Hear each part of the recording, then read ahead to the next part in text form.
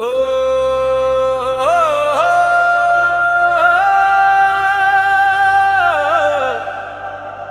जय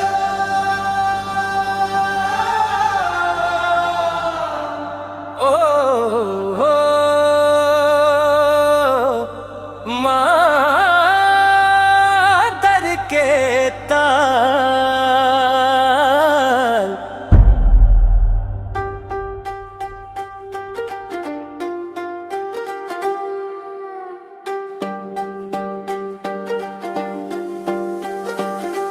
मांदर के ताल में झूम रे संगी, गाँव गली गूंजे।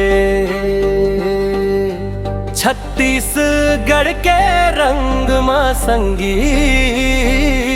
दिल हर नाचत घूमे। मांदर के ताल मगारे संगी, माया के गीत सुना। अपन माटी के खुशबू संग दुनिया ला बता। बस्तर के जंगल सिहावा डोंगरी, धान के खेत मया गजब भारी। रात भर बाजे मांदर के ताल, सुआ कर नच गाँव के संग। गमछा डारे संगी मन आवे, झूम झूम के गीत गवावे। महुआ के खुशबू हवा मुड़ते, छत्तीसगढ़ के रंग दिल में जुड़ते। धीरे धीरे ताल जब बाजे, मन मोर थिरकथे। मांदर के गूंज सुन के दिल मोर मुस्काथे। मांदर के ताल में झूम रे संगी, गाँव गली गूंजे।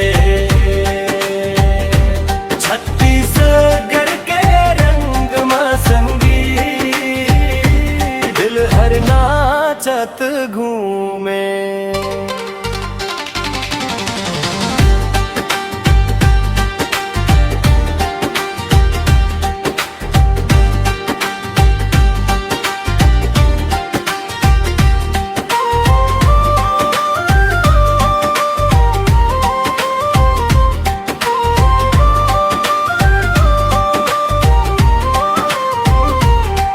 लाली लुगरा पहिर के नाचव, धीरे धीरे कदम बढ़ाव। लोक सुर में झूमत जावा, संगी मन संग गुनगुनावा। मिला में रोशनी चमकत है, मांदर सुन दिल धड़कत है। रायगढ़ ले धमतरी तक गूंजे अपन लोक सुर संग। ये